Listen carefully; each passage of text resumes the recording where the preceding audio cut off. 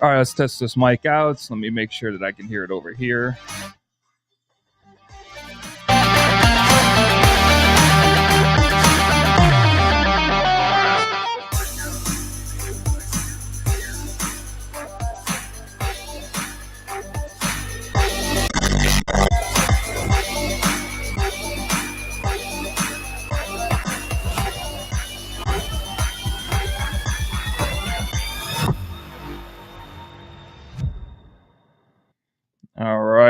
All right. You know, why not do a live right in the middle of the day?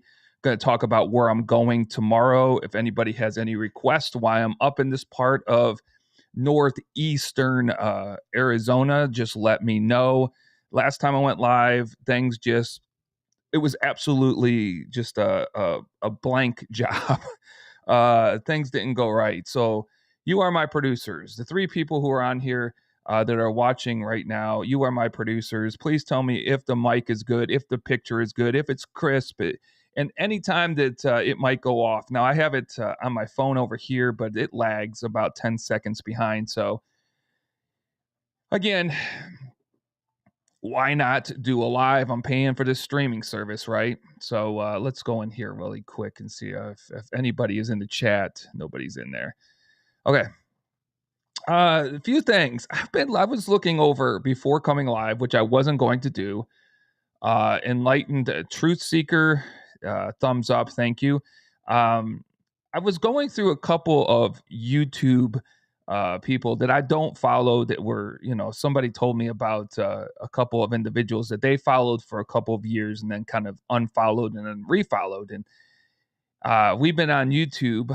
The Arizona Timeless Tours has been on YouTube for just now about just roughly 5 years almost.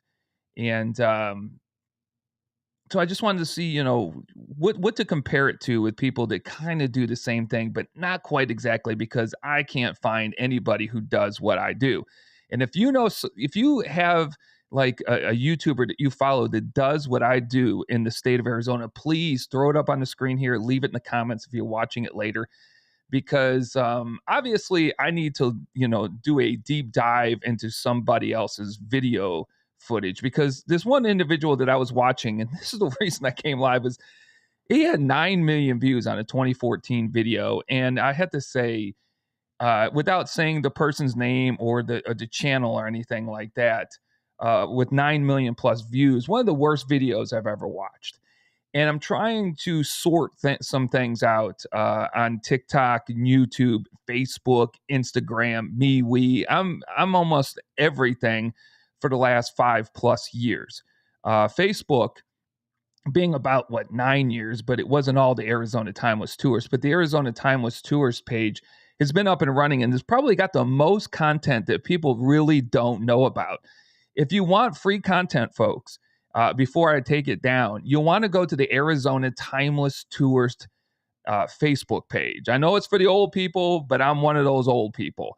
And it probably a good almost 5 years worth of content on there that's not on YouTube, that's not on Instagram, that's not on TikTok, that's not on any other social media platform. A lot of it is, but a lot of the earlier stuff isn't. So if you're looking for places to go, hidden gems in the valley or throughout the great state, the 48th state in the United States, the great state of Arizona, you'll want to check out the Arizona Timeless Tours Facebook page before I go ahead and take that completely offline. But yeah, sometimes things just they hit you. Again, a 9 million views on a 2014 video, and this person's still going strong. And the video was an absolute mess that I was watching. And what I try to put together over the years of learning how to edit and all this stuff, audio, camera equipment, drone footage, is try to get better and better since I went live. Let's see, in 2017. Yeah, August of 2017, I think we put out our first video of the Grand Canyon. Yeah, that was a unique one, wasn't it? The Grand Canyon. I try to get better. When I say we, I mean me. I am the Arizona Timeless Tours. I do it all. I do the editing, I do the sound, I do the shooting, I do the travel of 55,000 miles in the last 5 years in the state of Arizona. Tomorrow, heading up to northeastern portion for the very first time of Arizona. So we're going to get into that. We're going to play a couple of videos. I'm looking for feedback, folks. This is feedback day for the Arizona Timeless Tours to try to figure out what you are looking for. And then for me to better put something together here on YouTube or on Facebook where you're watching, but also on TikTok and Instagram and MeWe, try to put better content out for you. I've done my best in the last 5+ years. But I've pretty much given up on YouTube except for these lives because this live streaming in this streaming software that I use and I pay for on a monthly basis does Facebook and YouTube only. So until we can extend that out to maybe Twitch or something, we'll keep the software updated here and keep paying for it. But I need to know what you're looking for. If you're watching this later, please drop it in the comment section. What are you looking for? If you followed me for 1 month or 5 years, what is it that I'm missing? What is it that could bring more people to the platform? What other kind of tours can I offer in the great state of Arizona? Because you got to remember, I'm one person with one Jeep Gladiator that can travel as much as possible and give tours. But we only offer 2 tours right now, and adds us up to the Globe Pioneer Cemetery Tour. And we offer these Monday through Sunday.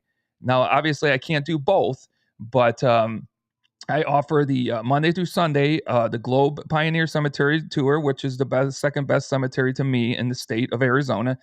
And then the historic Florence, Arizona, that was established in 1866 by Levi Ruggles. We do a 90-minute walking tour. If it's too hot, we can stay in the cars. We got 2-way radios, or you can drive, and I'll get out of the car, and I'll tell you all about these spectacular spots in the great state, especially in Florence. Florence is my favorite town by far, way better than Tombstone, Arizona. I always ask people at the end of the tour if they've been to Tombstone and they just had this 90-minute walking tour with me, which place is better, Tombstone or Florence? Normally, it's neck and neck, or Florence beats it out because most people see Florence as a prison town, and that's it. And I don't know what they're looking at Tombstone at because there's not much standing there still. But there's a lot of buildings still standing from the 1860s, 70s, 80s, and 1890s in Florence, like 40 homes. So, and a lot of history, a lot of connection to Tombstone in Florence. So you tell me, how do you want me to expand out the tours next year? Because we're going to keep it at Globe in Florence for at least the next 3 or 4 months during the summertime.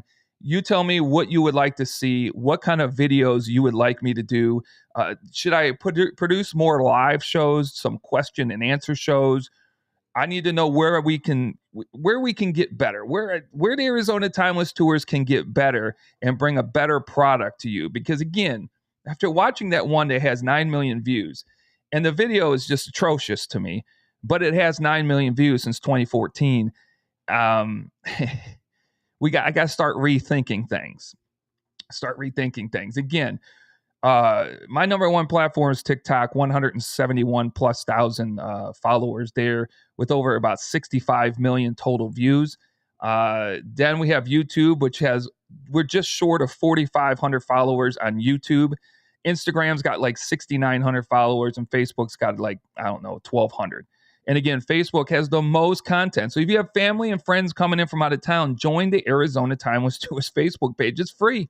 Just go there and start scrolling. It'll probably take you a day or two to scroll to the bottom because there's 5 years worth of content. Most of it started right there on that Facebook site.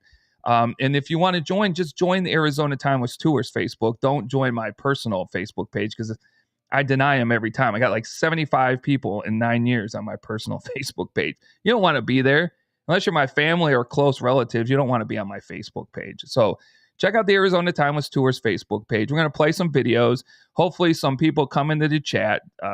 You're my producers. Tell me if the lighting is good, if the sound is good, and we're going to try to see how we can produce a better product for you, the listener, the watcher. Where do you want me to go? We're going to talk about Holbrook because tomorrow morning at 5:30 in the morning, I was supposed to go today, but something came up. I'm going to Holbrook, Arizona. There is unbelievable history in Holbrook. It's taken me 2 years to get there because it's a 3 hour and 15-minute drive, but it's only 179 miles. It's the exact same mileage as it would be the Flagstaff. It's just a bunch of back roads from Gilbert, Arizona to get up there.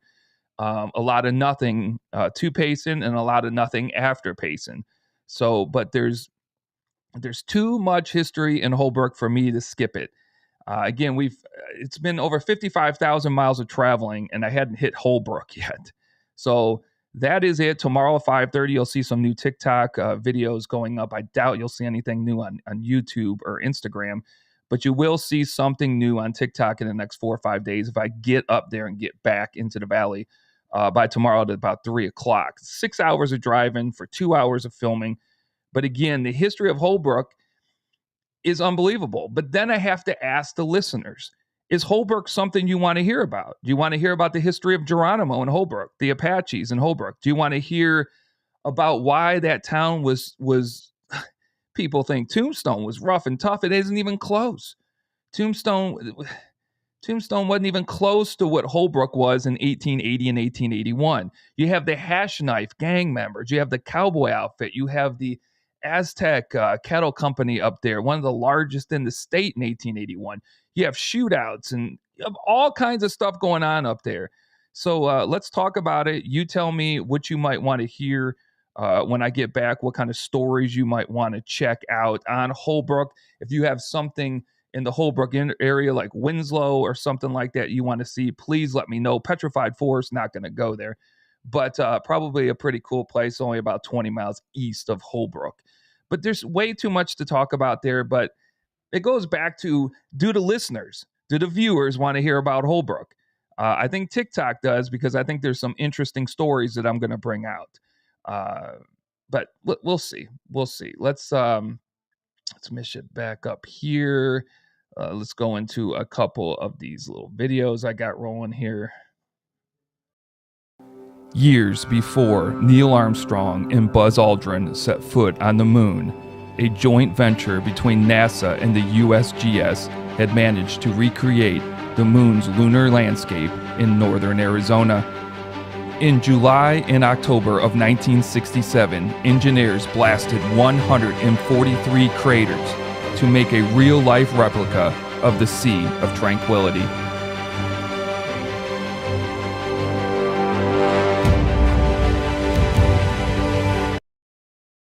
See, that's up my alley right there. That right there is up the Arizona Timeless Tourist alley. There's nowhere else like that in the United States or in the world. It was set up with those 143 craters by the USGS and NASA in 1967 and 1968. First crater field set up to look like the Sea of Tranquility using mapping technology from the Clark telescope that you can go and check out at the Lowell Observatory.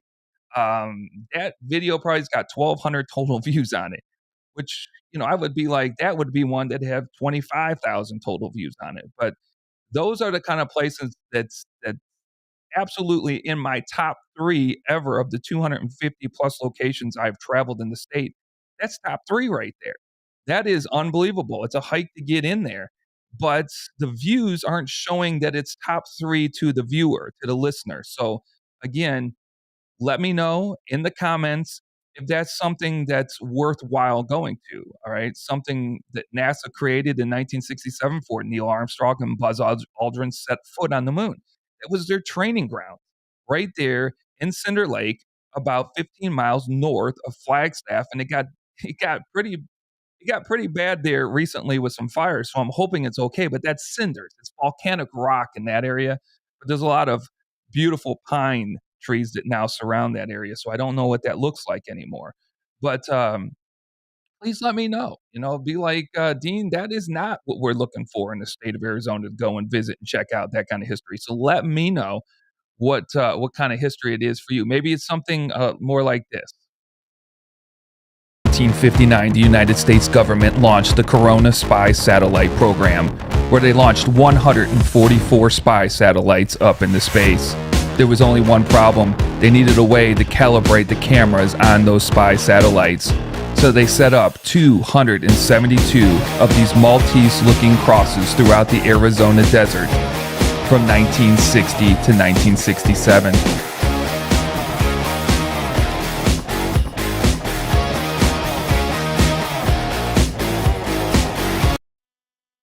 Again, if you love Cold War action, 1959, the Corona Spy Satellite Program started inside the United States government, where they launched 144 spy satellites into space. 144. But they had to find a way to calibrate those spy satellites before they sent them out to take their pictures, okay? So they set up 272 Maltese-looking crosses in the Casa Grande Desert from 1960 to 1967. And this stuff stayed top secret into the late 1980s before anybody even knew what those Maltese-shaped looking crosses were in the desert. And there's over 50 of those in outstanding condition in the Casa Grande Desert to this day. I find that interesting. I would say that one did not do a bad job on YouTube. We have about 200,000 or 300,000 watches on TikTok. That's why I love TikTok. More of an outreach for this particular platform. So, is that something that you might like? Is that kind of history? Cold War Arizona history. Again, from really that program's going from 1959 to just late 1967, I think, when they closed that off. But the Corona Spy Satellite targets that are sitting out in the desert in a 16 by 16 mile grid. Really an unbelievable piece of history. Is it something that you want to see more of? Is it something that that you want to watch and learn about? Please let me know in the comments. Again, if you're coming in later, let me know what you think about the Arizona Time with Stuart podcast, Facebook page, YouTube channel, TikTok channel, Instagram. Let me know. Those things have all been running at least anywhere from 3 to 5 years. Again, Facebook, the Arizona Time with Stuart Facebook is the place to go outside of TikTok because it's got the most free stuff. Check it out. Leave it in the comments what you think.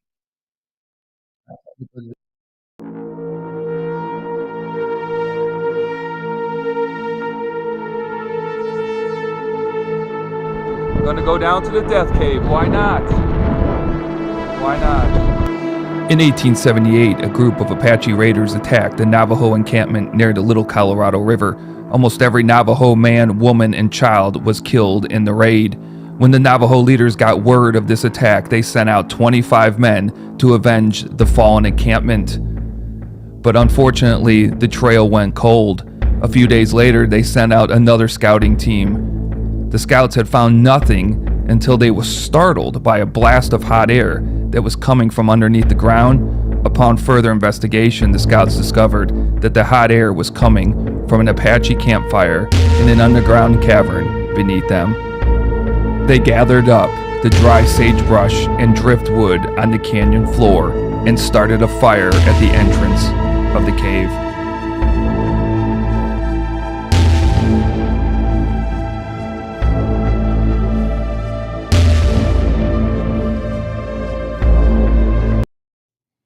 All right. So easy to block people. Why come in here and put all the mumbo jumbo up on the screen? Makes no sense. One click, you're done, you're out. See you later. Uh, I've been doing this for years and years and years, and it still amazes me. I think they should get rid of the thumbs down. What's the point of having a thumbs down button on any social media platform? Either you like it or you don't like it and you move on. But to come into a live stream and start, spamming the live stream is absolutely ridiculous. I mean, especially if you're over like 5 years old, it doesn't make any sense to come on and do that. And again, it's an easy click and you're gone. So I don't know. So again, we're back on. Check out the Arizona Timeless Tours across all my platforms. This is kind of a look at the Arizona Timeless Tours after 5 years. Tell me what you think about it. You know, either you like it or you don't. Things that I can do better. If you're coming along and you're watching this later, it's kind of a different kind of vibe on this. I've went and analyzed some things over the last 5 years on all these social media platforms that we're on and what we're doing and everything that I'm offering from podcast to all these social media platforms to 2 tours 7 days a week that you can sign up for up in Globe or in historic Florence. We're just looking at some things. We're looking at if the listener wants to see something else, if there's something else to kind of revive, especially YouTube. TikTok's doing fantastic, 171,000 plus people in less than 2 years. It's doing great. It's my number one platform by far, and it's the one I pay the most attention to. But we want to try to revive YouTube. So you tell me what you think that you might want to see. We're going to talk about Holbrook, Arizona. I'm heading up there tomorrow at 5:30 in the morning. So if you're in the Holbrook area, you'll see the Jeep Gladiator up there probably around 10 o'clock tomorrow morning for about 2.5 hours. There's about 5 locations. I want to hit the train station, the Bucket of Blood. Let's talk about the Bucket of Blood Saloon and why it's called the Bucket of Blood. And is it just a fairy tale, the Bucket of Blood? We'll look into that also. Please leave a comment in the chat if it's relevant, not to just spam the chat, but if it's relevant, please leave a comment there as we go through some videos. And I want you to just tell me, we just looked at the Corona spy satellite targets. Is that worth putting out there for people to see? Is that educational? We just looked up the Apache Death Cave. The history that the Apache Death Cave is pretty interesting. Whether that story is true or not, can't confirm or deny it. I put it at 50-50, whether it's true or not. What else? We talked about the NASA landing in 1967, the training field in Cinder Lake. Is that something more that you would like to see? Should we go out there? Should we get more into outer space? Should we get it more into the moon landing and all that Arizona had to offer back in the 60s? That every astronaut that trained to go to the moon, all 12 that stepped on the moon, except for Apollo 13 because they didn't get to step on the moon, trained here in northern Arizona, trained in those 3 specific locations up around Cinder Lake. Let me know. Let's just keep rolling. We still just have one person that's come into the chat, so that's grateful. Thank you so much. Like to see a few more people throw some comments up there and tell me what you think. Let's go to the captions. Here we go. You want to schedule a tour with the Arizona Timeless Tours? There it is. Email me at the AZTT at the AZTT.org. The AZTT at the AZTT.org to schedule a tour to Florence or to Globe, the Pioneer Cemetery. Second best cemetery in the state, I believe, outside of the one that's down there in Tucson. We do these things 7 days a week, but it's just me. So the first person to book the tour, that's where we go for the day. But if we can book 2 tours in Florence, one at 10 a.m. and one at 1 p.m., Monday through Sunday, folks. Monday through Sunday, friends and family from out of town, business people, business trips. Great time out in Florence or up in Globe. Let's click it over here to the graphics section again, and let's just hit some more videos, folks. All right, somebody was working in here, cutting some grass. I asked them if anyone was around to see if I can get inside of this old house right here. We'll see what they say. Okay, this is awesome. They let me into the fence. Before, when I came about 6 months ago into the TikTok video, all this was tarped off. The roof of this building was tarped off. They are now doing landscaping around it. They're trying to preserve this unbelievably historic building here in Phoenix. Again, through here, kind of duck down. A lot of bees around this place. But this is really awesome, folks.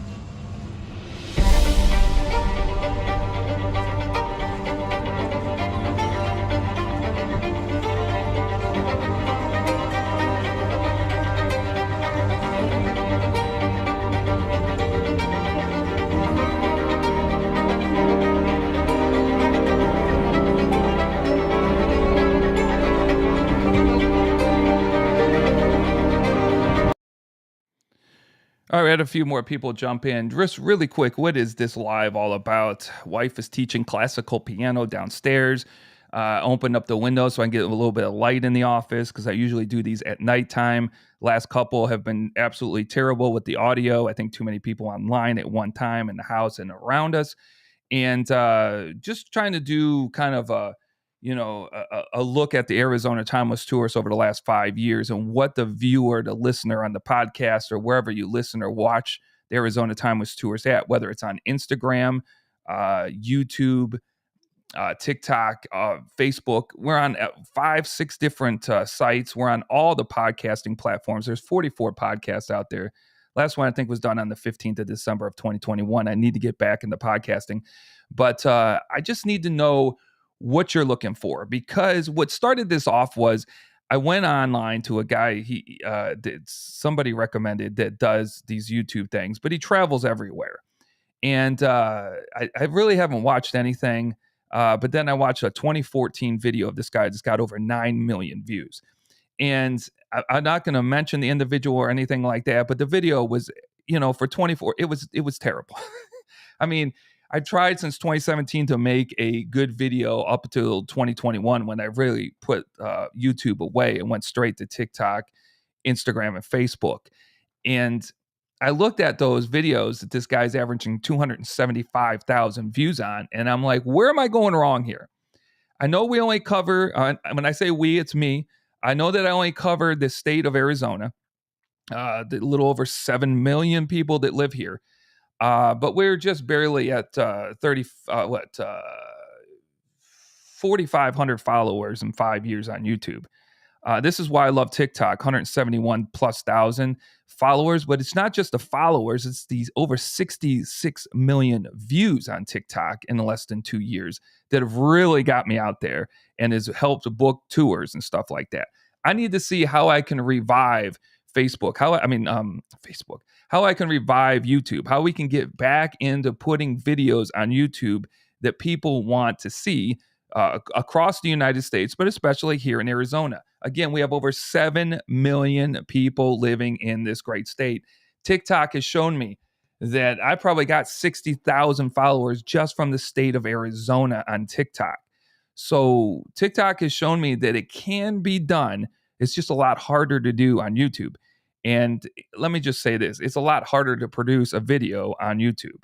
Taking out the GoPro Max, taking out the DSLR, taking out the drone, and doing the editing, and then the music and the traveling. It's just a lot harder to do and post a video on here. That's why I haven't done it since I got back from Texas. Everything has been 100% of my effort to TikTok, and that's where it needs to be right now.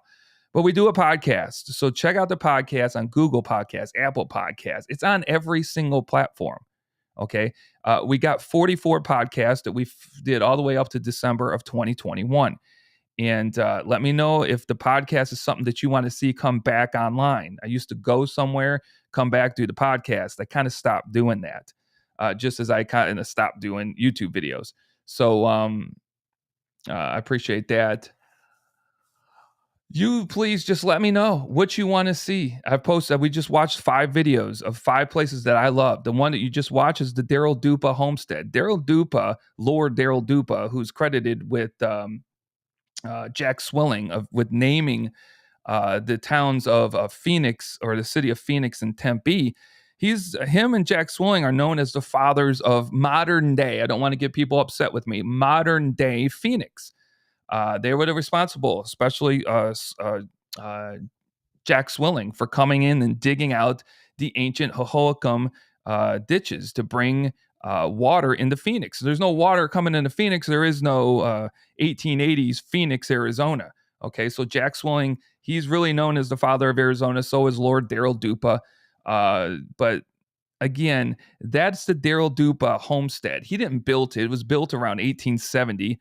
I don't even think he even lived in that home. They have the historical marker out front, but he homesteaded that area in Phoenix, right there, right in downtown. Pretty much, what is it's less than a quarter of a mile, I would guess, away from Chase Field in downtown Phoenix. That place I just showed you there. Would you like to see more of downtown Phoenix being done? I don't know. You tell me. What would the topics on the podcast, what would you like them to be? Again, where would you like me to go for YouTube and TikTok? Again, I'm heading up to Holbrook tomorrow morning. It's the last big one for me, folks. I'm not verified on YouTube. Somebody said, go verified on YouTube and let people donate money to you, which I probably should have done a long time ago, because I really can't afford the gas we just went up the street at $5.33 a gallon. So I go on one adventure every 2 to 3 months, and tomorrow it's to Holbrook, and that's going to be a 2-tanker right there to get to Holbrook. But I think that town is worth going and investigating, and the history there is absolutely amazing. So I am going up there. I'm going to pull the money out of the pocket. I had to get with the wife and be like, hey, do we have issues with me doing this? I haven't gone anywhere in a couple of months. Do you have issues with me going 179 miles? It's going to take 3 hours to get to Holbrook. And since I'm not doing much, so anyhow, I'm not verified on YouTube. We have definitely have the views and the watch time, but it's like, what's the point? So let me take this off of here. Make sure I'm not missing anything.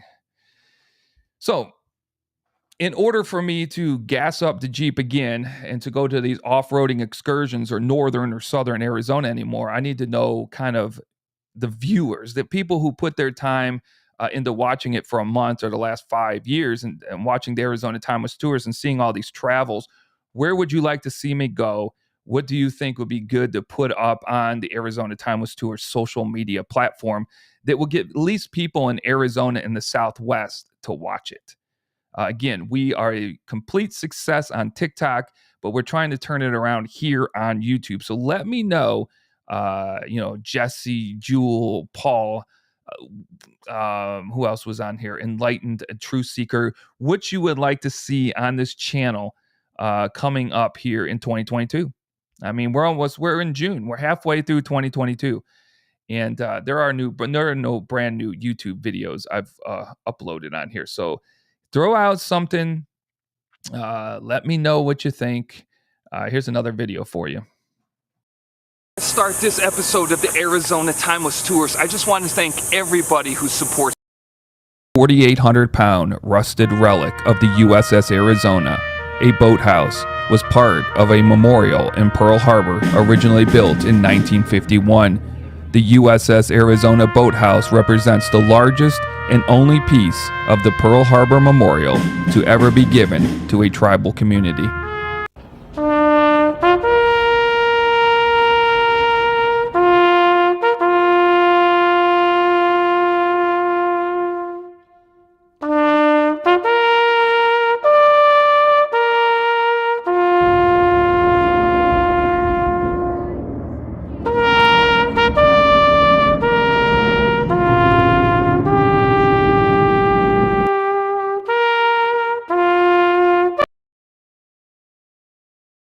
Trained over 5,500 men for a secret mission in tanks right in this area. And this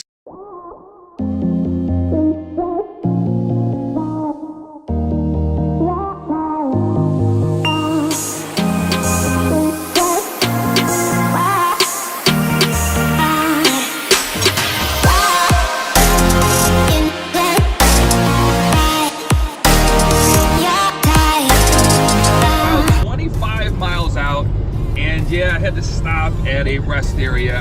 It amazes me at what people do to rest area bathrooms.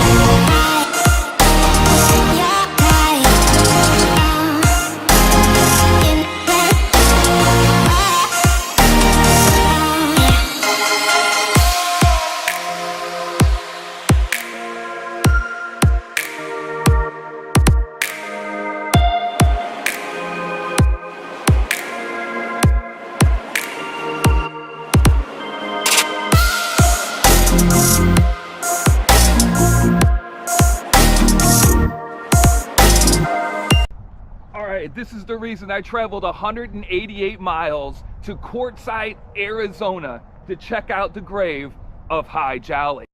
You see, Hi Jolly was hired in 1857 as a camel herder in the U.S. Army's short-lived historic Camel Corps by Lieutenant Edward F. Beale in his expedition to chart a wagon road across New Mexico and Arizona, ending at the Colorado River.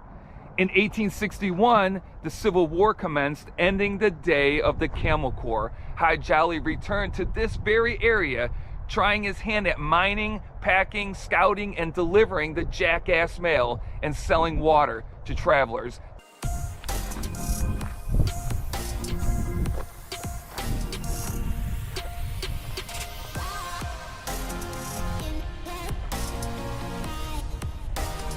Talk about being in the middle of no man's land. This next stop I'm taking, I'm leaving the car back there. I don't know if you can see it. I left it running, but I locked it because it's getting warm. But we're gonna hit a geoglyph. We just stopped at Hi Jolly's pyramid there in where he's buried in the cemetery, in the Hi Jolly cemetery at that. And I gotta watch it because I really messed up my knee on a hike before, and so I'm taking it very slow through here. But I'm telling you what, I think this is the 95. And boy, you're out here all by yourself, folks. You are out here all by yourself. That's why it's always great to take a friend, because I think the site is about a couple hundred yards from where you park the car. And then you're a good 9.5 miles down this road. Then you turn left to go towards Quartzsite, and that's another 4.5 to 5 miles. So you're roughly 15 miles out in the middle of no man's land. Hopefully the knee holds up.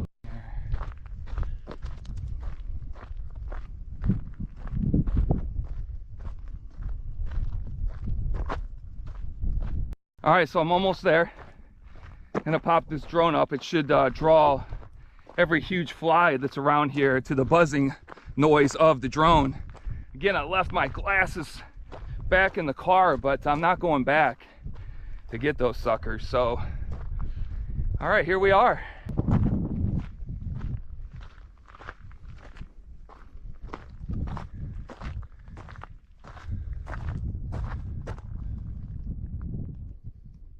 Check out this geoglyph right here. Woo! It is beautiful. It's all roped off, very well preserved out here in the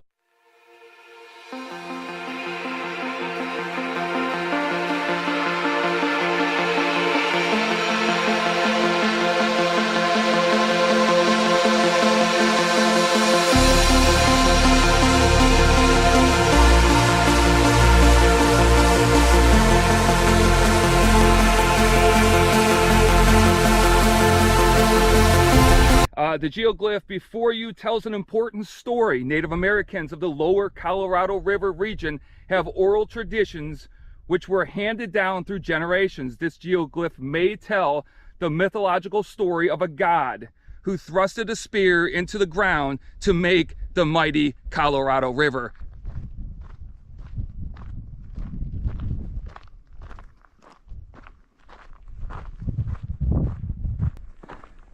Oh, there she is. But it's getting warm. This is a little bit farther out than I thought it was from the town or from the Interstate 10. So let's see. Let's see if I can keep on track. I have arrived at Camp Bouse. That's what the locals say. That's how you pronounce it. Camp Bouse in Bouse, Arizona. This is where General Patton trained over 5,500 men for a secret mission in tanks right in this area. And this remains secret for years. You can actually go out into the desert here and find the old tank tracks. So again, stay tuned. Very quiet, very quiet. Let's go check it out. Stay tuned. All right, let's check out each one of these plaques. We have the 739th Tank Battalion. We have the 738th Tank Battalion. We have the 526th Armor Infantry Battalion. And over here on this one here, it says Monument Row. It says here, we bring to a close, we tried to find, we must now impose units not found. And that is the 748th Tank Battalion, the 150th Station Hospital, the 538th Ordnance Company, the 166th Quartermaster, and the 629th Quartermaster. These plaques are really awesome. They have plaques a little bit farther down that way also. All right, so let's go back here and check out some of these tanks they got here. 2 tanks right down here amongst all these beautiful plaques. You got some murals on some cement walls back here. You actually have a museum across the railroad tracks, but nice. Again, all right, this here says the M60 Patton tank. Look at this thing. It's awesome that in this town, on this corner, which feels like the middle of nowhere, they have an unbelievable piece of history sitting here from World War II. Again, a secret training mission was done right here about 30 miles down the road in the desert, and they have set up a really awesome spot here with all of these plaques here dedicated to all of these tank battalions.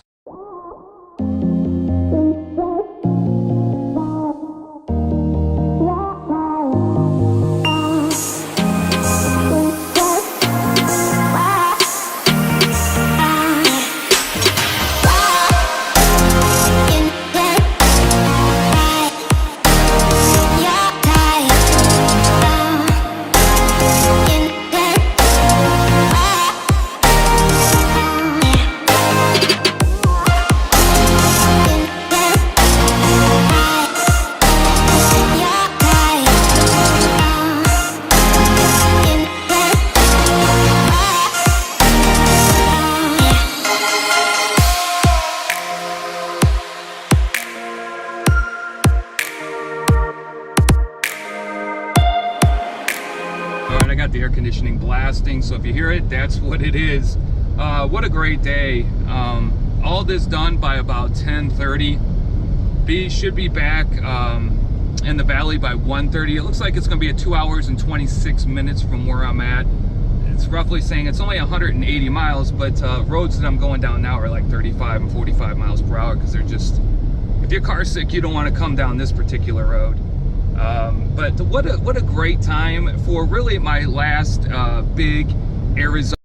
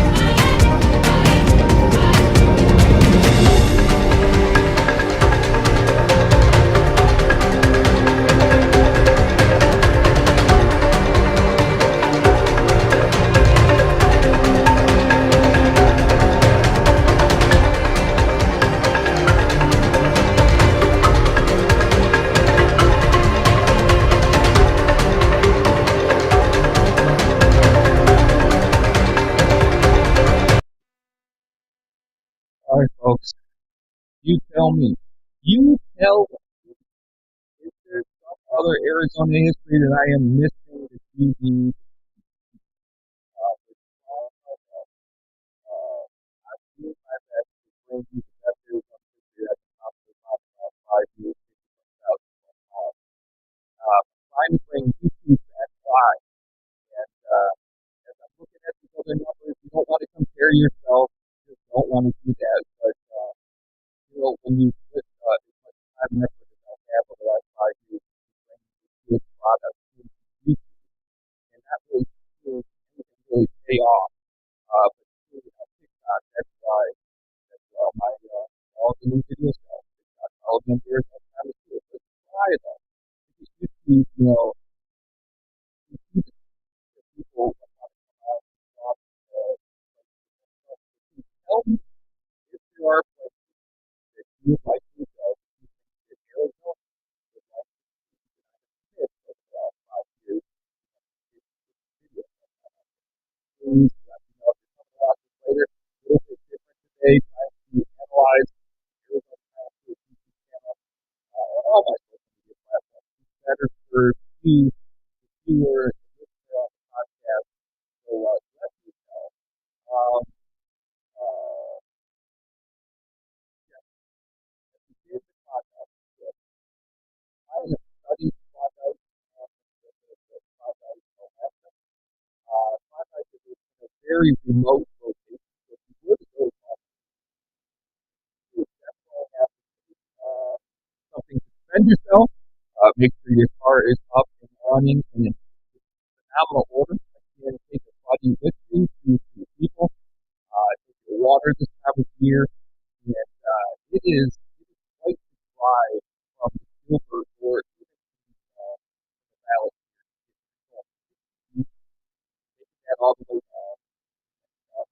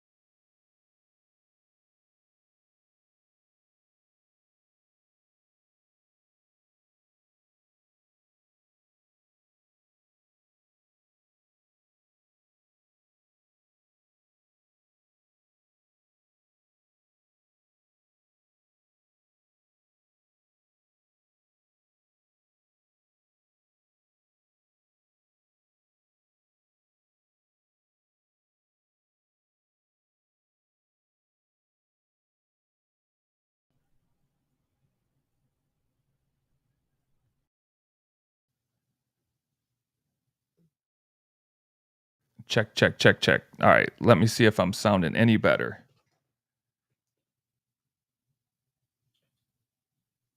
Check, check, check, check. There it goes. There it goes. I sound better on Facebook. Let me get off out of here. You know what? That's why I say you guys are my producers. Thank you so much, Jewel, Jesse, Brian. Because if I don't have you guys on here, I have no clue as to what's going on. I do not know why this happens, but I'm using a Zoom PodTrack P8 little motherboard right here. That's worked for a year and a half, fantastic. But the last two I've done, I don't know what's going on. But let's jump back into everything I was saying about Klondike, Arizona, because this is one of those places that you need to be cautious when you go to. I have planned a trip. There is one major reason why I want to go there, and there's a cemetery there. But it's down in about an 8.5 mile dirt road where you got to know which lane you're taking. I've seen somebody go that direction on YouTube before, and but he didn't go towards the cemetery. But I was seeing all these little off spurts. Dirt road went three different ways, but there were no names to these dirt roads. So I'm like, I need to find somebody to go there with. Why do I want to go out there? Well, the deadliest shootout in Arizona history that took place in February of 1918, called the Powers Cabin Shootout. Um, the rest of the people that survived, the family that survived, all were buried in Klondike, Arizona. And I never heard of Klondike, Arizona up until 6 months ago when I started investigating the deadliest shootout in Arizona history. Again, it happened, I believe, February 10th, 1918, over draft dodging during World War One. And we've discussed that on this channel. That's a fascinating story. But that goes back to, I'm not going to get off this topic, Jesse. I'm coming on to the, I'm going to keep talking about Klondike, but it goes back to, is this what people want to hear on YouTube? See, you want to bring stories alive that have been dead, that most people, even that have lived here their whole lives, have never heard about. Two of those stories that I tried to bring alive is the Powers Ranch, the deadliest shootout in Arizona history in 1918, and the Pleasant Valley War, the Tewksbury-Graham feud, the bloodiest feud in U.S. history. Yes, bloodier than the Hatfield and McCoys by far. If you do any research into any of those books written about either one of those feuds, but they take place around the same time. One gets a little bit more recognition. Of course, the Hatfield and McCoys get more recognition than the Pleasant Valley War. But the Pleasant Valley War needs to be talked about, especially in the state of Arizona. It needs to be talked about in the school systems. There are very few Arizonans who have lived here, 25 plus years, all their lives for 25 plus years, have heard of either have heard or know anything about the Pleasant Valley War, the Tewksbury-Graham feud, or have heard about the Powers Ranch.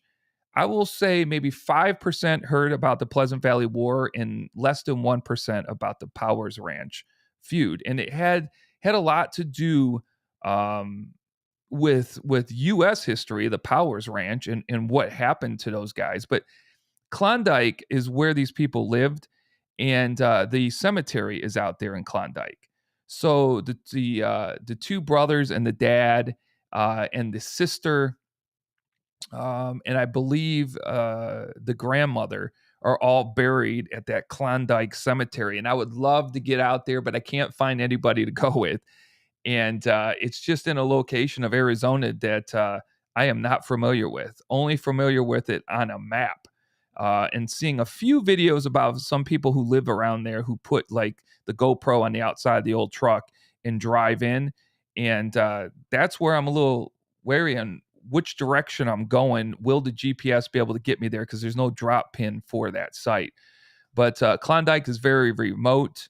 The Powers Cabin is, I would love to get out there, but it's one of those where people ride horses today to get to the Power Cabin site where that shootout took place in 1918 on that cold February morning. Between the Powers brothers and their friend and 4 law enforcement officers. But it's in a remote place. You're either taking a horse for an hour and a half into the cabin, and the cabin's listed on the National Register of Historic Places, but they can't move the cabin like they moved the John Tewksbury cabin up to around Anthem to that museum up there. They can't move the Power Cabin. I wish they could. But it would take like a day. It's like I saw somebody hike in. It took them like 8 hours to hike in.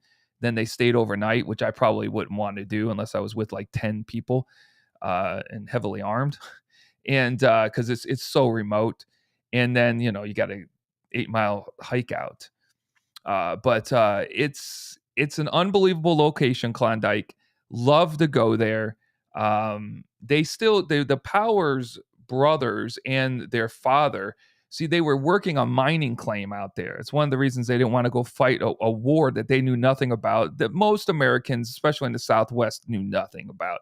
We have to kind of change our philosophy on how we think about things in the 21st century and how we get every piece of news from this little computer that we hold that's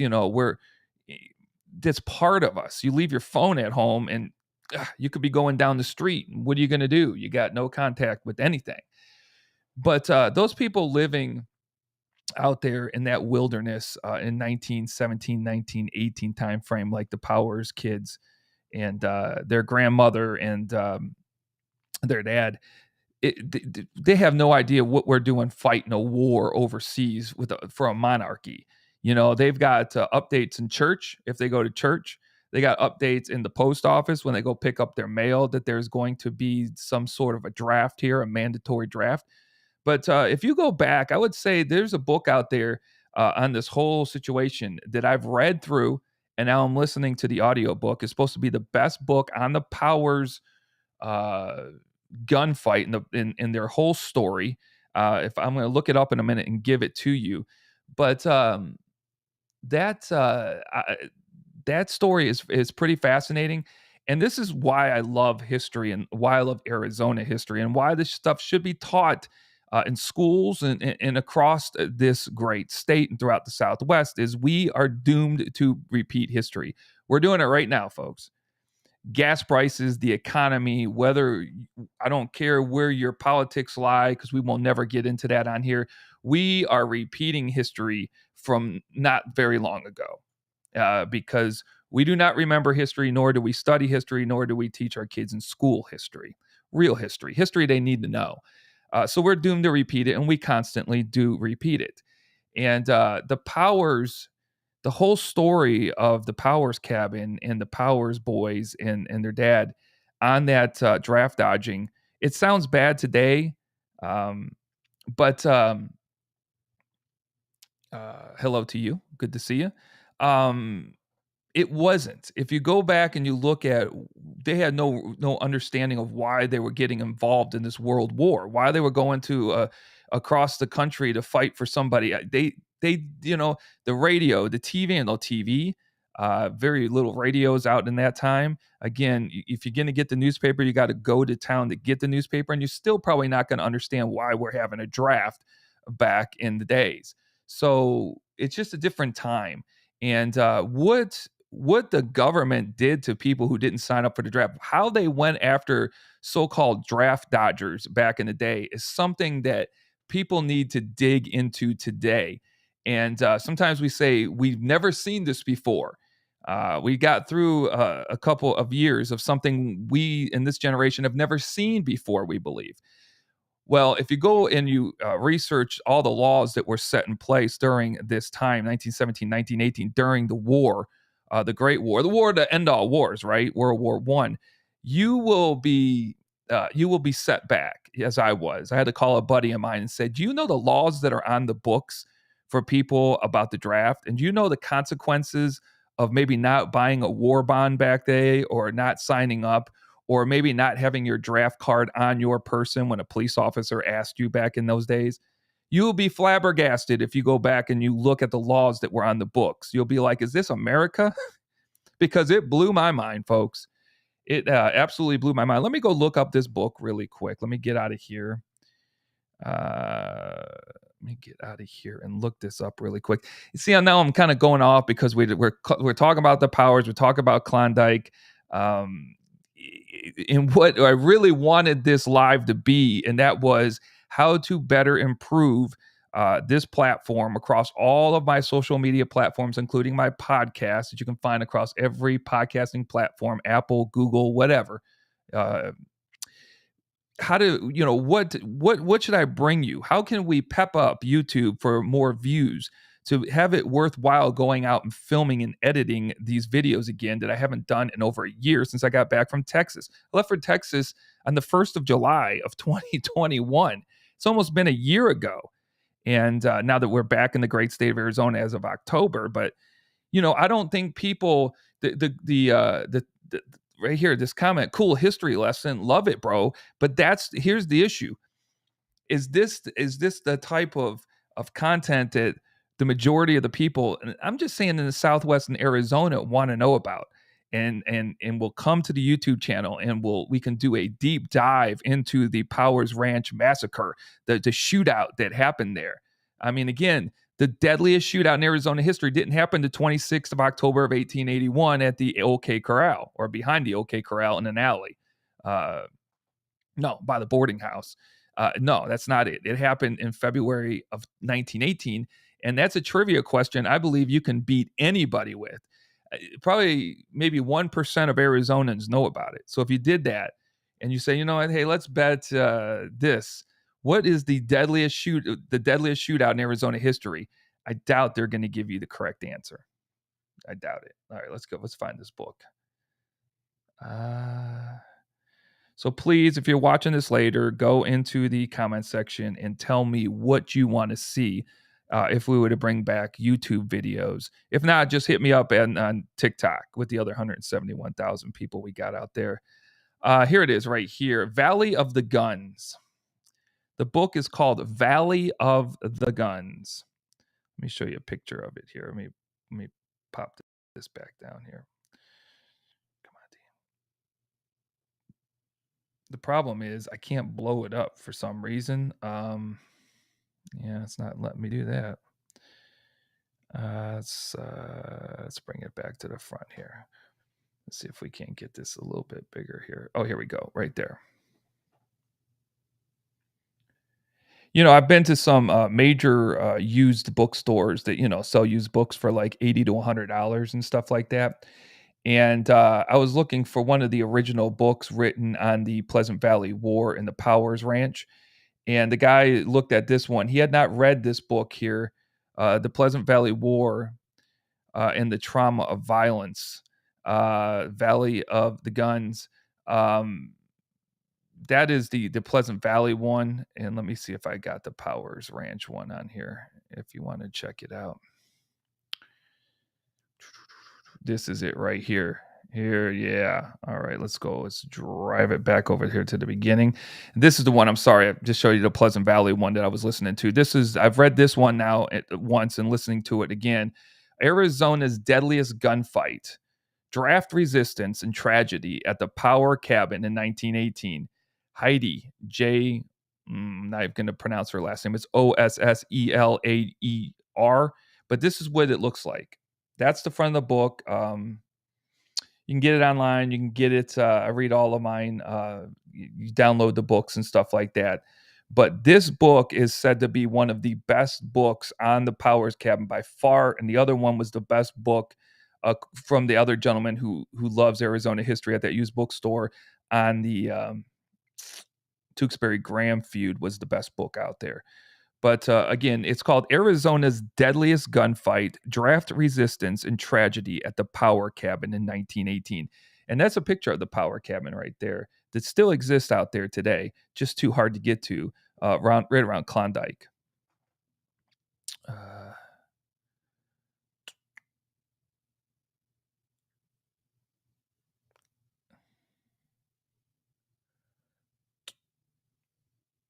Anyhow. Yeah, that's just a long answer to the Klondike question. Love to go down there.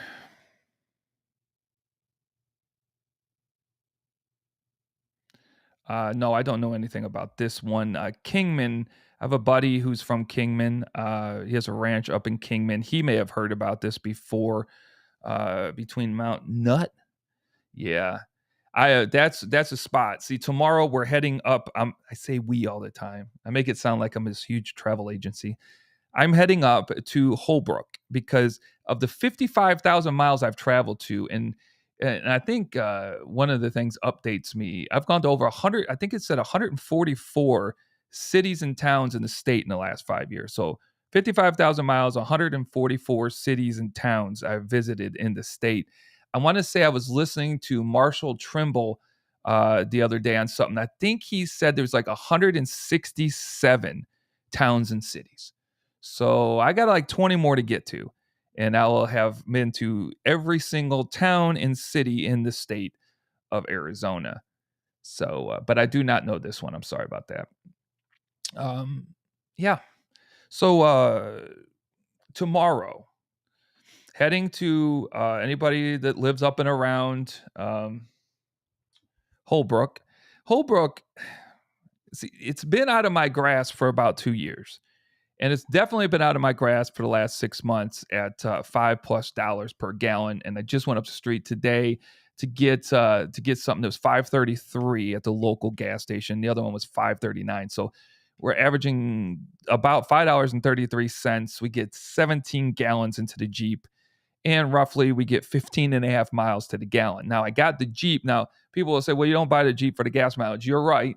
But when I did buy the Jeep, we were sitting at, I think I want to say it was $2.55 a gallon of gas when I bought the Jeep. So yeah, I didn't think it'd stay at 255 forever, but I sure didn't think it would be at 539. So yeah, that's for the last couple of months has kept me grounded because I refuse for something to cost me $90 for a trip and then to come back and put $90 back in it. So I've saved up. I've got the wife's permission because I need it. I just throw $180 in gas away. I need it.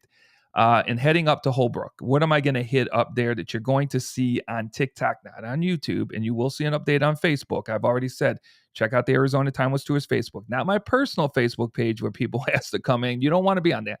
The Arizona Timeless Tours Facebook page is open to everybody. It's got the most amount of information on it. But I'll send you what I know or have it on your message. Okay, that sounds good. It sounds good. Holbrook, I was supposed to go today, but some things just didn't turn out right. I've been up since 5 a.m. and was supposed to be out of the house at 5:30, and something, it stopped me from going, and I could not go. So I'm supposed to leave tomorrow at 5:30 in the morning. So it's a 3-hour drive, 179 miles, just through the back roads. It's not through like I-17 going to Flag or anything like that. It's saying 3 hours and 17 minutes, which is probably exactly correct. But Holbrook was rough and tough. There's so many towns that were rough and tough. The fact that Tombstone says it's the town too tough to die is a joke. Adamsville was tougher than Tombstone, but you get to Holbrook in 1881 when they name it Holbrook, and the railroad comes through there. You get the Hash Knife outfit out there. Those cowboys, pretty much nothing but a bunch of bad dudes roaming in that place. And there's, you have the town too tough to die for Tombstone, which I think is completely inaccurate. If you listen to somebody like Bob Bowes-Bell, who does True West magazine, he'll tell you what Tombstone was like. It had wineries, folks. It had different wineries. Like we go out today to do wine tasting. If you're into that, they had wine tasting in Tombstone. They had breweries, unbelievable amount of different beers from everywhere being imported into Tombstone. It was a high society area, Tombstone. It wasn't the Tombstone you see in the two movies. It wasn't the Tombstone you saw in the 1950s, 60s version. It was a high-class area. Think about it. Wineries, breweries, different wines imported from everywhere, different beers imported from everywhere, high retail and clothing and jewelry. Listen to Bob Bowes-Bell. He is the man from True West magazine. He owns it. He'll tell you what Tombstone was actually like. What was Holbrook like? They said Holbrook was not a place for two things, not a place for women and not a place for church. And coming into existence, named after a gentleman, an engineer on the Atlantic Pacific Railroad as it came into Holbrook in 1881, and that town went off the hook. It didn't have a church. Think about it. In 1881, town too tough for women and churches. It didn't have a church erected there until 1913. It was the only county seat, I believe, that everything I've read in the United States, the only county seat in the United States that did not have a place of worship was Holbrook. That's how bad Holbrook was. 1913. So 1881 to 1912, you have no church, and you have one built finally in 1913. That place, the Hash Knife Cowboys were out there against a bunch of outlaw, horrible individuals. You have the Aztec Cattle Company roaming up there with 500 to 600 head of cattle at a time grazing across that land up there. That place was absolutely off the hook. Now, there was a place up there that I'm going to go and investigate, and I've done my investigating prior to going there, but I have to see it in person, called the Bucket of Blood Saloon. And, the Bucket of Blood is one of those places that got the name, and people there are a bucket of blood saloons from the 1880s and 90s all across the United States in the, I should say, in the southwestern portion and in California. But Marshall Trimble, I just read something on the bucket of blood, and Marshall Trimble said there was no bucket of blood saloon. Okay, and there definitely wasn't one in Holbrook, but it was called the Bucket of Blood. And the story goes that it was built in 1888, but in 1891 there was this big shootout between these guys, and two guys died. And as they were laying on the saloon floor, it looked like a bucket of blood. So that saloon was called the Bucket of Blood. Well, if we get into reality on the Arizona, the guy who's called the Arizona historian, he's like, it's just a story. That's his take. It's just a story. And the reason that cowboys back in the day, especially those cowboys in Holbrook, called a local saloon a bucket of blood is because it was tough. There were gunfights, there were knife fights. There was this. It was a place for tough people to go. And if you didn't need to be there, you shouldn't be there. That's why they call those places the Bucket of Blood. So it's bringing a little reality into it. But is that what people want to hear? Nope. Just like Doc Holliday and Wyatt Earp. Do you want the real story of Doc Holliday and Wyatt Earp? Nope. They want the Hollywood story of Doc Holliday and Wyatt Earp. So, but the Bucket of Blood, I will go there. It still stands there again.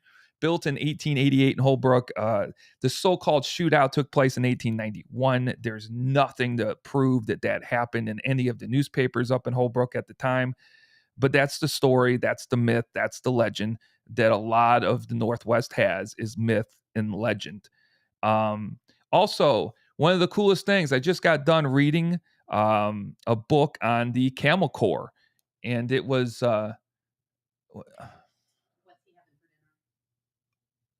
give me a few and I can get off in a minute. Okay. I was just going to go do it. If not, I just didn't know what you wanted to have. Well, ask him what he wants. What do you want for dinner? Can I be in charge? Yes. Okay. All right. Hey, that's live from the house, folks. That's live from the house. What are they going to have for dinner? So anyhow, the Camel Corps.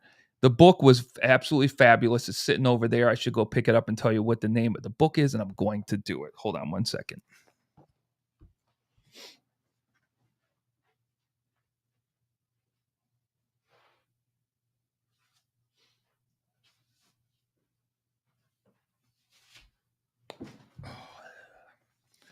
You can't get it on Kindle. It's cheaper. I found it at a used bookstore, and I don't know why I bought it, because somebody spilled water on it, and I still bought it because I hadn't seen it before. This book right here.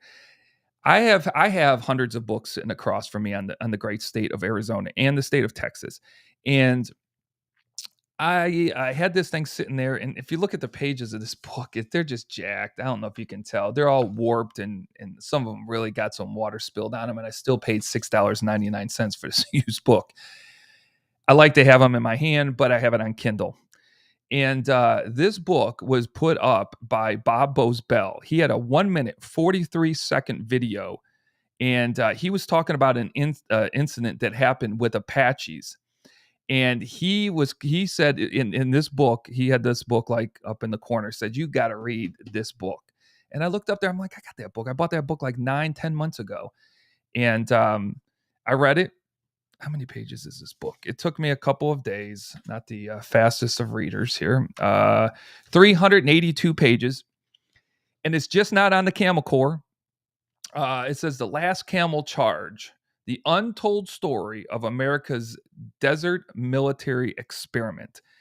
This book will take you on a journey that I guarantee, if you don't know what was going on in the United States from 1852. I'm sorry, not the United States. Well, I will.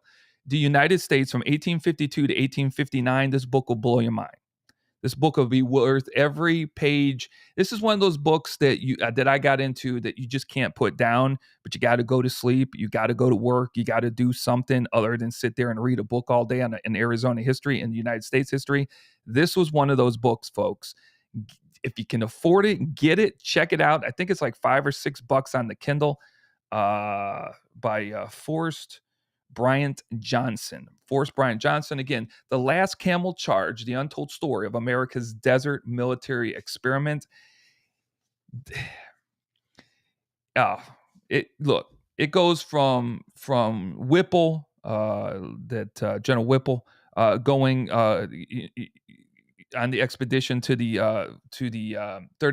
35th parallel across Arizona and New Mexico and into California to make a wagon road. But we all know of Edward Beale, Lieutenant Edward Beale. He charts the main road that is always talked about. I just showed you the video on it. In 1857, in April of 1857, he starts. In November of 1857, he finishes. He's going on this expedition. He doesn't know what he's getting into. He meets the President of the United States at the time, and he goes out there to Texas, and he gets to Fort Verde in Texas, and wow, he meets the camels for the first time. He thinks it's an outrage that they would experiment with camels for the first time, charting this wagon road for the first time. They don't know how the camels are going to react. They don't know how they're going to accomplish a job. They have camel herders because camels, I always thought this was a joke. Camels don't speak English, but they speak Arabic. But they did. They listened to Arabic. So they had the guy, Hai Jolly, who I showed you just a little bit ago from Quartzites, his grave out there. They had Hai Jolly and another gentleman out there as the camel herders, and they left out around 17 April 1857 from Texas on this expedition to chart this 35th parallel wagon road. It was the first time through, because in late 1858, 1859, they're going to go widen this 10-foot road later. But why do they have to chart it? They had to chart it to find wood to build a railroad in the future. That's what it's for. They have to chart it also for wagons and stuff. You know, the Mormons came through it in 1877 time frame. Other pioneers came across it from the east and used the Beale wagon road. But they had to find water. Water was the number one thing they had to find. They had to find lumber, and they had to find places for the cattle to graze when they were coming across. There was a lot going on in that first April 1857 charter of that Camel Corps. They chose 25 camels. And there are things in this book that stick out all the time, but he became such a huge supporter, from somebody not wanting anything to do with camels to getting in a week or two into the expedition and starting to ride his own personal camel, and saying that 6 camels can do what every mule and horse in that team can do. And they stretched out for quite some ways, like a mile in length. All right. With all the horses and the mules and the cattle that they had to eat, and the men that they had on the expedition, and the 25 camels, they were spread out like a mile from each other. And he said that 6 camels could perform everything that the horses and mules did. See, a single camel can carry 700 pounds. 700 pounds. Well, when you get into that kind of poundage to 1,000 pounds, you have wagons that are pulled by 6 mules each. So he was saying one camel can almost pull the weight of 6 mules. And one camel can go over 30 days without drinking water. And then they found out another great thing, because camels have 4 stomachs, they chew the curd. And the thing about camels is they can go so long. It tells you all about the anatomy of a camel, but a camel can run up to 40. If anybody knows this, please put it down there. It can run up to a flat out speed of 45 miles per hour, but they can go at about 25 miles per hour for miles on end without anything happening to them. 25 miles per hour, top speed around 45 miles per hour for a camel. These camels went for over 30 days without drinking water. The mules were dying, the horses were dying. Even when they were getting fed their oats and their water on a limited basis during this first expedition, they were dying. They couldn't make it. They couldn't pull the weight. But the camels were still pulling their 700 to 800 pounds apiece and having men ride them. It's an extraordinary book, but it also tells about there's a lot of issues going on when Edwin Beale is as charting this wagon road in 1857, and then going back in 1858 and 59 to actually widen it out to 10 feet. There is the Kansas border war over slavery. That is a hot topic in the presidential election of President Buchanan. President Buchanan is elected in 1857, but he's elected on trying to get this border war under control, trying to get this slavery thing under control. And on top of that, they have a Mormon issue out in Utah, in the Utah territory. President prior to him, I believe, is Fillmore, gave Brigham Young as governor of that territory. Well, they were starting. A lot of rumors were happening. A lot of stuff they were saying about the Mormons in that time wasn't true, but some of it was true. But guess what? There's no communication. So they were going to transfer out the governor. They were going to tell Brigham Young he can't be governor of the Utah territory anymore. Well, then the Mormons started escalating and getting this army together and bringing all their missionaries and stuff back from around that area to Utah so that they could defend the Utah territory against the United States of America.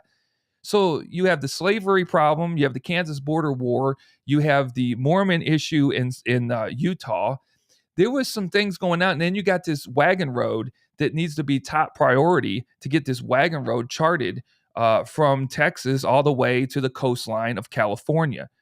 To start, they want to at some point put a railroad up there, but they need to chart this out. They need to make a wagon road, and it's going to take them from April of 1857 to the end of November of 1857 before they get into California, into the coastline. So it's a big deal. A lot going on in the 1850s in the United States and the Arizona territory and the Utah territory. A lot going on with James Buchanan and President Fillmore. A lot going on with Jefferson Davis. I believe Jefferson Davis was under Fillmore. So Jefferson Davis, who would become, again, the president of the Confederate States during the Civil War, was in charge of the War Department under the president in 1855, 1856 timeframe. And he's the one that pushed for the Camel Expedition to happen. Jeff Davis. A lot going on. Get this book if you can. Why I say all this is when I go to Holbrook, and there's a plaque up on the road. So as you enter Holbrook ain't about a mile long, and you're back on the 40, and you're either going right to the Petrified Forest and to New Mexico, or left to Winslow, and then Joseph City, and Two Guns, and then the Flag. It's about an hour and 20 minutes from Flagstaff. But once you cross over the train tracks where the old train station was, that was built, I believe, in 1900 is the oldest one, but it was originally built in 1881 for the Atlantic Pacific Railroad. And again, they get the name Holbrook from an engineer along that Atlantic Pacific Railroad in 1881. You cross the tracks, and to the right, if you go down to the right along the railroad tracks, you're on the dirt road. And that dirt road is part of the 35th parallel, as part of the Beale Camel Experiment Wagon Road in 1857 and 1859. There's his historical plaque in front of a house that is next on my list. But as you go down that road, it turns into a dirt road. And to think back in 1857 and 1859 that there were 25 camels and about a mile long of a work crew in 1859 making this 10-foot wide wagon road from around New Mexico all the way to the coastline of California. And it takes, so you got that wagon road finished in 1859, and it takes all the way to 1881 to get that train system into Holbrook.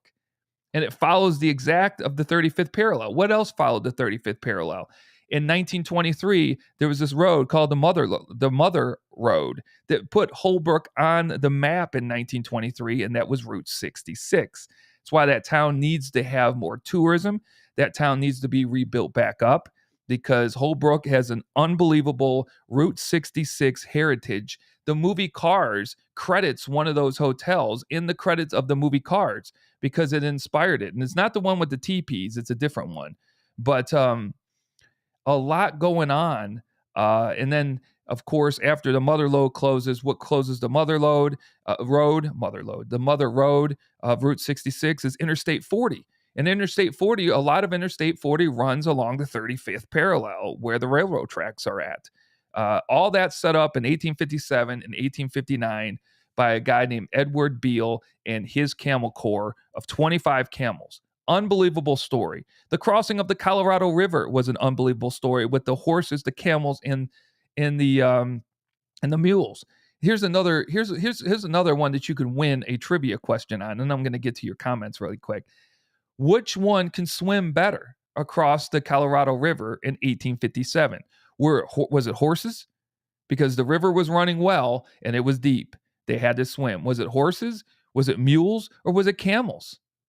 In the winter, folks, it sure wasn't horses, because about 10 of the horses drowned and they went down river and the Indians had a feast. 2 of the mules drowned and all of the 25 camels made it across. They could actually swim. Now, how can camels swim? The camels, and they've never seen water like that. And these camels were bought, and I didn't even get into that, from Africa to Texas. That's a story for another time. But prospect places, Dean. Ruby, Fairbanks, Oatman, and maybe, does that say chloride?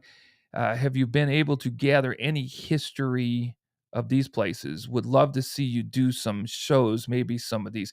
Yeah, I guess I'm gonna pop that up there. I guess I'd just be truthful and honest with you here. There's only so much history that I can cover. If you look over my 5 years on all my social media platforms, I have to be somewhat interested, and you're doing exactly what I've asked you to do. You're telling me what I could put on this channel that people might watch. So I'm not saying that that's not what I'm going to do, but I'm not into prospecting and I'm not into ghost towns. And yeah, that could be a problem. So I can go to some ghost towns. Oatman, you're talking about the Oatman Massacre, my buddy. He's been down there numerous times. I've been there. Have not done a video on the Oatman Massacre site, but we can definitely hit a video on that, because that's right there by off of Interstate 8 by the petroglyph spot, and we can get to Oatman. I probably won't do any kind of prospecting. That's just not me. I'm an old man. I can't be doing that prospecting stuff. But I can hit some ghost towns. I can hit Oatman and stuff like that. I can do that.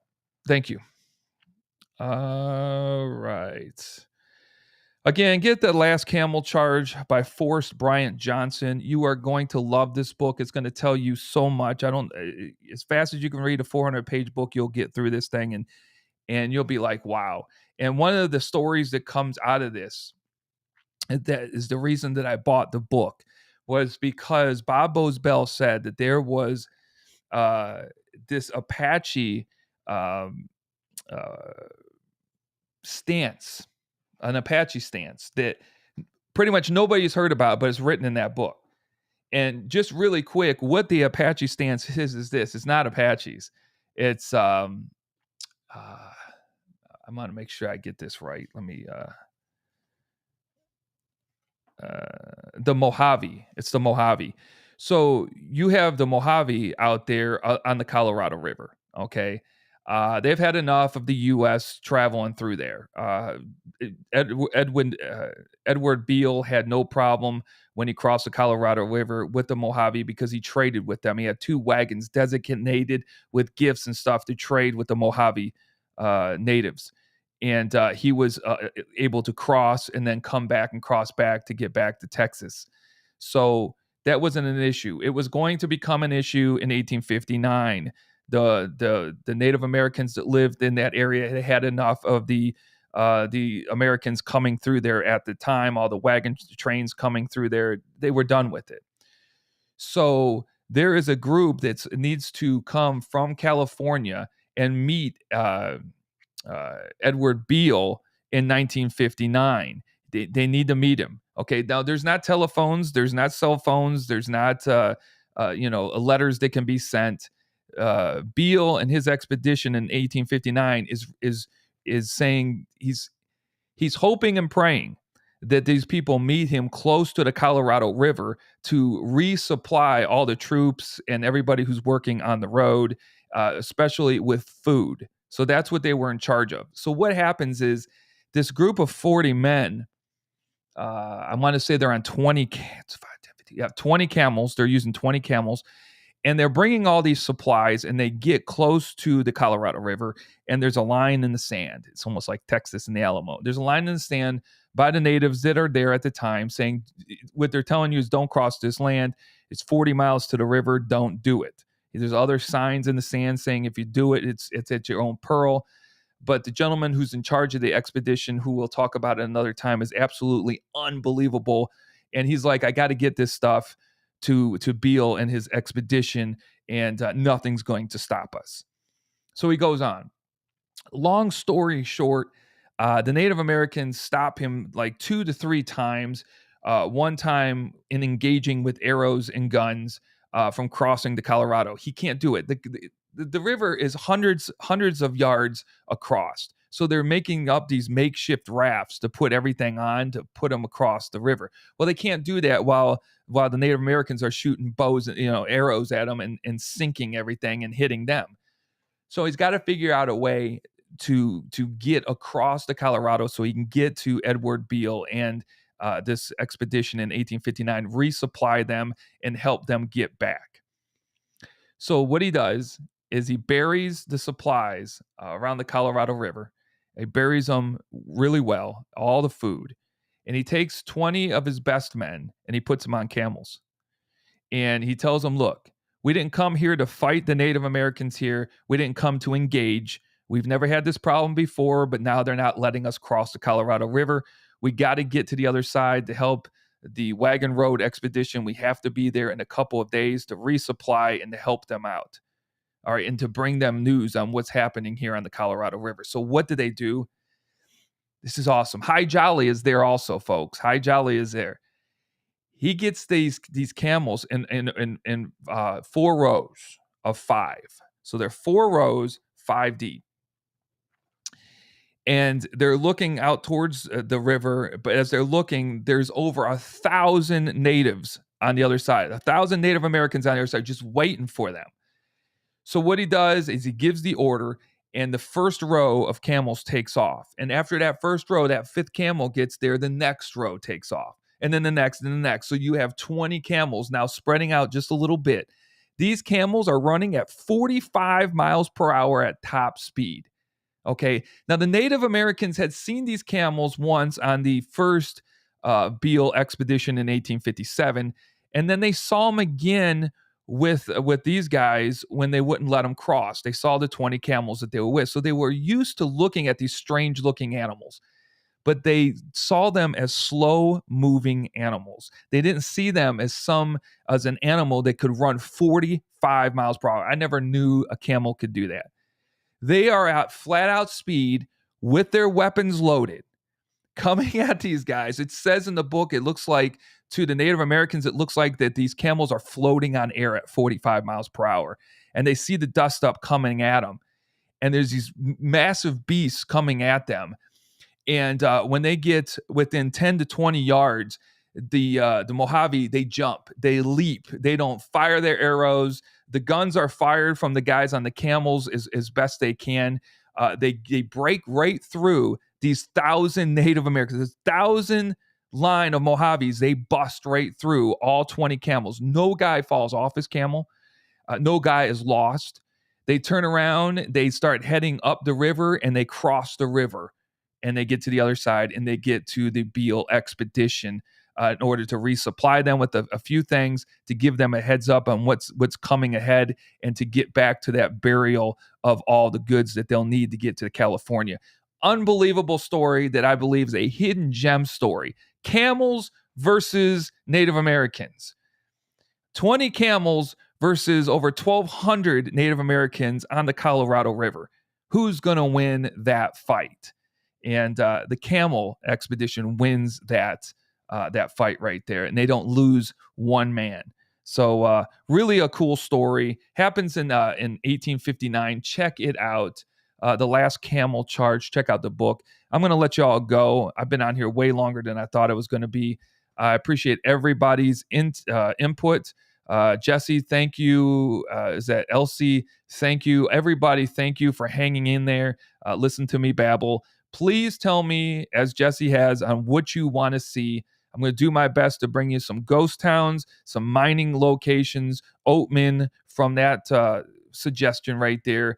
And the reason, I'll just say this, Jesse, the reason I haven't is I have a buddy who does this. He has a pretty good channel and he does these kind of locations. He does mostly petroglyph locations, but he's been out to Oatman and stuff. And he's about the same size as I am on YouTube and across other social media platforms. We can look at each other and say, okay, we both do Arizona, but we do different parts of Arizona. He does places like Oatman, and they haven't been a spectacular showing on those videos. So that's why I kind of stepped away from those locations. But because of your recommendation, I will step into them. I will get down there to it. I'll do my best to bring you a better product, one that you guys want to see, because we got to get YouTube back up and running. Except for these lives, I'd have no footprint on YouTube for about 12 months. We have a couple shorts, but those shorts are TikTok videos. And I'll say this is why TikTok is so amazing. I put out a TikTok on a grave site in Texas, and that TikTok got just over 8.5 million views. If you go to my TikTok, it's up, it's pinned at the top. You can see it. On YouTube, my best video ever was 25,000 views, and that was on the town of Gilbert 3 years ago. I put together in their city hall and stuff, used it. So it got 25,000 views. Not a lot close to that. I re-put that on YouTube Shorts for 9 seconds, and it's sitting just over 98,000 views in 10 months. And it's a TikTok video. So if you analyze it, you're like, I'm just doing shorts and TikToks. Why would I do anything else? So that's why I need your help to bring YouTube back and to bring you some longer videos. There she is. It's good to see you, Catherine. It's good to see you. All right, guys, sign up for the tours. Florence, 7 days a week. Globe, 7 days a week. Let me put it. Let me put the email right here. I'll say it out loud one time. The AZTT at the AZTT.org. That is the email address. First come, first serve. If I get the first one, I can do 2 tours of Florence, 10 a.m., 1 p.m. I can only do one of the Globe Pioneer Cemetery because it's 75 miles up, 75 miles back. It's about a 6-hour day. The Florence tours that you will not be disappointed with, I'll guarantee the tour that you won't be disappointed, are 90 minutes. If you have somebody with knee problems, back problems, they can sit in the car. We have 2-way radios. I'll get out of the car. You can either put down the window. I'll do all the work out there. And you can either listen to it over the radio or just put the window down in between stops. But we're doing them all summer long. We do have schedules. We do have them scheduled in July and August. So people are still wanting to go on the 90-minute walking tour in Florence in July and August. And I'm all for the heat. I love it. So get with me at the AZTT at the AZTT.org. And again, I thank everybody for being on here. We're going to leave you with a shot of the Jeep, a couple of shots of the Jeep. Again, appreciate everybody. Leave it in the comments. Please share this. If you can, share this particular video out. I will privatize it in the next 5 or 6 days. I won't leave this thing up and running, but keep it out there. I just want people's recommendations, good or bad, on how to improve not so much the other social media platforms, but really YouTube. Because all we've done is gone live on YouTube with this streaming. And if it wasn't for the streaming network that I constantly get paid, it constantly gets taken out of my bank account because I'm the dumb one not to cancel it every month, I wouldn't be even ever live on YouTube. So I've met a lot of great people here. We have a lot of great followers. Again, we're almost at 5,000 subscribers to YouTube in 5 years. That is a blessing, and I appreciate everybody that's out there. But you'll see this. This is the vehicle that will be up in Holbrook tomorrow and always up and around the valley. I drive around 8 to 10 miles, even with gas prices at $5.33 a gallon, to get the word out to schedule it. I want people to see, boom, this angle, Arizona Timeless Tours. AZTT at theaztt.org. If you ever see me, honk, say hello. I got the chips and stuff in the car, the poker chips that I have for the Arizona Timeless Tours out there. They're great. They have the QR code in the back. You can scan it, go right to my social media platforms. All right, folks, thanks a lot.